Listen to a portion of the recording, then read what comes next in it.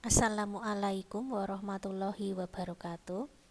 Selamat pagi anak-anakku kelas 6 SD Negeri Cangkringan 1. Di sini Bu Fitri akan memberikan pembahasan soal tryout Bahasa Indonesia SDSN paket 1 yang sudah kalian kerjakan pada hari Senin 1 Februari 2021. Simak dan dengarkan baik-baik, boleh dalam keadaan santai tapi serius. Siap ya? Oke, bismillahirrahmanirrahim. Pembahasan untuk soal nomor 2. Seno Nugroho memiliki bakat mendalang sejak masih kecil. Sinonim kata bakat pada kalimat tersebut adalah. Nah, di sini kalian harus tahu apa itu arti sinonim. Bu Fitri memberikan materi pada kotak kecil ini. Antonim artinya lawan makna kata. Kemudian sinonim artinya persamaan makna kata. Jadi, persamaan makna kata bakat yang paling tepat adalah talenta. Bagaimana kamu bisa mempelajari sinonim dan antonim? Kalian bisa membaca di buku Ultra, itu ada banyak sekali materi sinonim dan antonim. Kalian harus rajin-rajin membaca. Membahas soal berikutnya. Nomor 7. Buah tomat mengandung vitamin yang berguna bagi kita. Kandungan vitamin pada buah tomat berguna untuk mencegah kekurangan vitamin. Di samping itu, buah tersebut juga bisa mencegah kanker prostat, kanker usus besar, dan kanker paru-paru. Hasil penelitian menunjukkan bahwa buah tomat dapat mengobati gangguan pencernaan dan diare. Buah tomat memang merupakan buah yang syarat khasiat bagi kesehatan tubuh. Pertanyaannya, ringkasan yang sesuai dengan isi paragraf tersebut adalah: pada materi soal nomor 7 ini, kalian harus mengerti apa itu ringkasan. Di pojok kanan bawah, Bu Fitri berikan materinya. Ringkasan adalah sebuah cara menyajikan karangan dalam bentuk singkat dengan mempertahankan urutan isi dan sudut pandang pengarang aslinya. Nah, di sini intinya tentang apa? Tentang buah tomat. Buah tomat itu mempunyai manfaat apa saja? Ringkasan yang paling tepat adalah yang B. Buah tomat bermanfaat untuk mencegah kekurangan vitamin, mencegah kanker, dan mengobati gangguan pencernaan. Kenapa yang A salah? Karena di sini ada kata seperti ini. Untuk mengobati berbagai macam penyakit. Nah, berbagai macam penyakit kan tidak dijelaskan, berarti bukan jawabannya, bukan sesuai dengan bacaannya. Kemudian yang C, sama, ada kata-kata mencegah beberapa kanker. Nah, kankernya tidak disebutkan, berarti bukan jawaban, bukan ringkasan.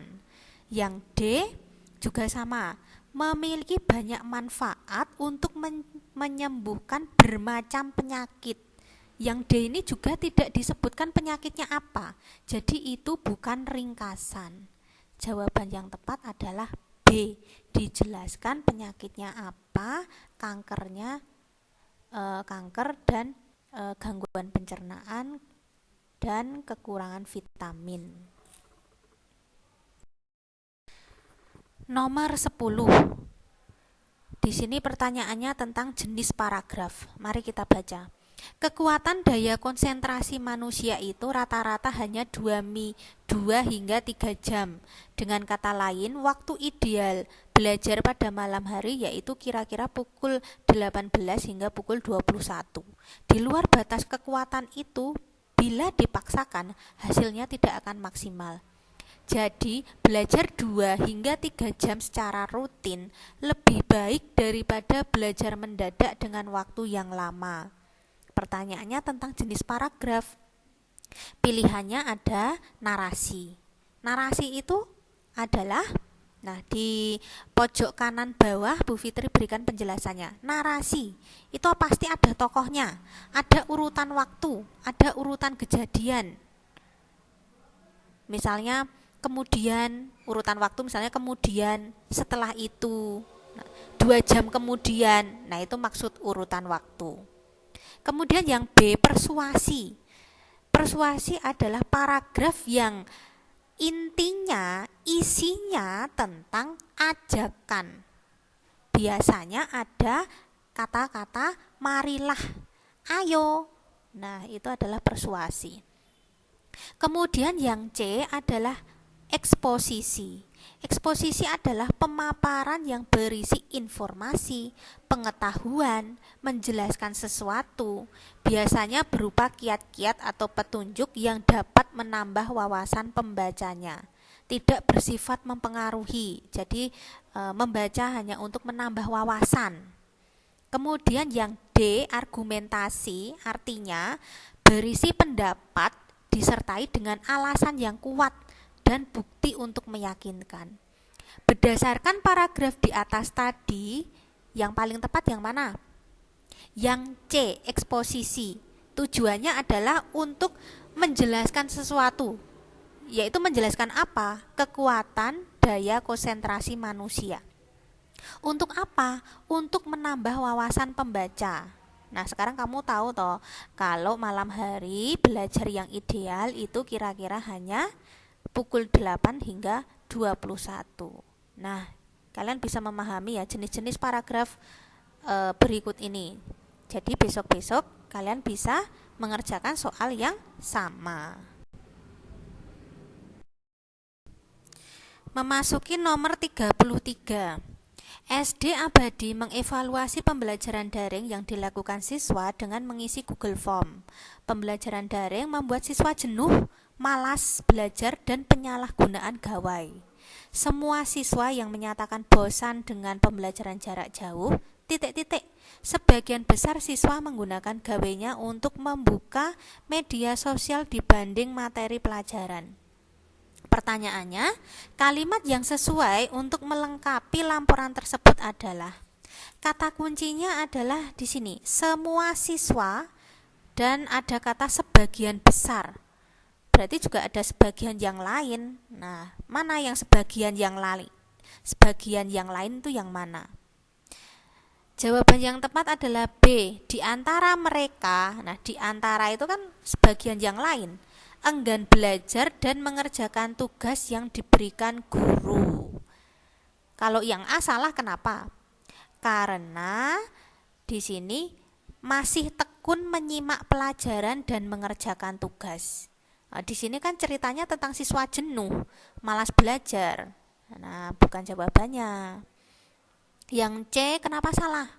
Karena guru sudah membuat pembelajaran yang inovasi agar menarik. Loh, kalimatnya kan tentang siswa. Kenapa tiba-tiba subjeknya menjadi guru? Nah, salah. Kemudian yang D, sebagian besar. Nah, di depannya ini sudah ada sebagian besar. Sebagian besar siswa menggunakan gawainya. Nah, masuk kalimat sebelumnya sebagian besar lagi, berarti salah. Nah, jadi jawabannya yang tepat B. Untuk nomor 36 ini, aparat yang berwenang segera kasus pembakaran hutan. Kata bentukan yang tepat untuk melengkapi kalimat tersebut adalah, nah di sini kata dasarnya tindak lanjut, kemudian mendapat imbuhan me dan i, menjadi menindaklanjuti. Kalau ada imbuhan awal dan akhir, maka kata tersebut digabung. Kenapa jawabannya bukan D? Kan kata dasarnya tindak lanjut. Nah, di sini kan tindak lanjut itu melebur, bukan mentindaklanjuti, tapi menindaklanjuti. Jadi melebur. T itu melebur menjadi menindaklanjuti. Nomor 38 yaitu perbaikan penggunaan kata bercetak miring pada paragraf tersebut. Di sini kata kuncinya adalah kata baku dan kata tidak baku. Kata baku yang tepat dari T teknologi itu adalah teknologi. Kemudian kata baku dari energi adalah energi. Kata baku dari kompleks adalah kompleks. Jadi jawaban yang tepat adalah D. Kata baku dan tidak baku ini dipelajarinya dari mana, Bu? Ya, dari video yang Bu Fitri kirimkan beberapa waktu lalu, kalian bisa mempelajarinya. Nomor 41 yaitu tentang tanda baca pada kalimat langsung. Bima berkata, "Tolong ambilkan bukuku, Yus." Kesalahan penggunaan tanda baca pada kalimat tersebut adalah yang A, jawabannya yang A, titik 2 dan titik.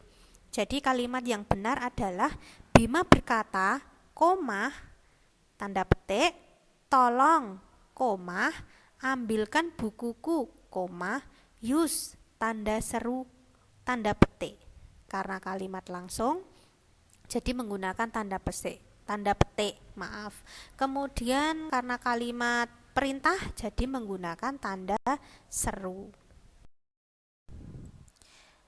Nomor 42, artikel Anda akan terbit di harian kabar Sembada bulan Desember ini. Penggunaan huruf kapital yang tepat.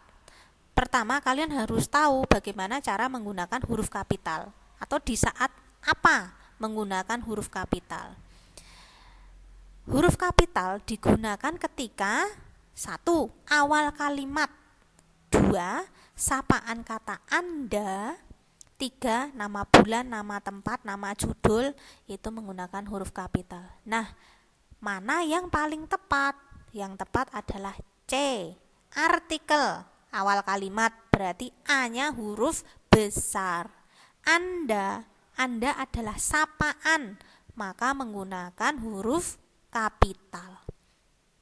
Akan terbit di harian kabar Sembada. Kabar Sembada ini kan judul harian, judul koran, maka menggunakan huruf besar. Bulan Desember. Nah, di sini Desember itu adalah nama bulan, maka D-nya menggunakan huruf kapital. Nomor 44 ini sama, kata kuncinya adalah kata baku dan tidak baku. Konkret, kata bakunya adalah konkret. Kemudian praktek, itu kata bakunya adalah praktik. Kenapa praktik? Praktik itu bisa disambung dengan menggunakan kata praktikum. Nah, diingat-ingat, kita mengucapkan praktek, tetapi kata bakunya adalah praktik. Kemudian komplit, kata bakunya adalah komplit. Nah, ini harus diingat-ingat. Nomor 46, nah ini juga sama tentang huruf kapital. Huruf kapital digunakan ketika awal kalimat, sebuah nama, dan nama bulan, nama tempat, nama judul. Berdasarkan kalimat di atas, untuk mengenang perjuangan Panglima Besar Jenderal Sudirman, pemerintah mendirikan sebuah monumen. Nah, ada nama di situ. Jawaban yang tepat adalah C. Untuk adalah awal kalimat. Mengenang perjuangan Panglima Besar Jenderal Sudirman itu adalah sebuah nama, maka huruf besar semua.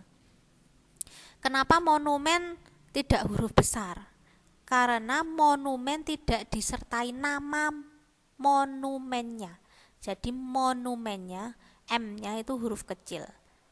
Kalau disertai nama misalnya Monumen Jogja Kembali, nah itu huruf besar semua. Monumen juga huruf besar, Jogja juga besar, Kembali juga besar. Jadi bisa tahu ya perbedaan antara tempat tanpa sebuah nama. Kalau hanya tempat saja tidak pakai huruf kapital, tapi kalau disertai nama tempat berarti menggunakan huruf kapital. Nomor 47, perbaikan penggunaan huruf kapital pada kalimat yang bercetak miring. Nah, di sini huruf kapitalnya ada nama gelarnya. Berarti bagaimana cara menulisnya? Jawaban yang tepat adalah D. Bapak, DR titik, itu artinya dokter. Wiji Sasongko, sebuah nama berarti huruf besar. Komah, nah ini adalah SSN, itu adalah gelar.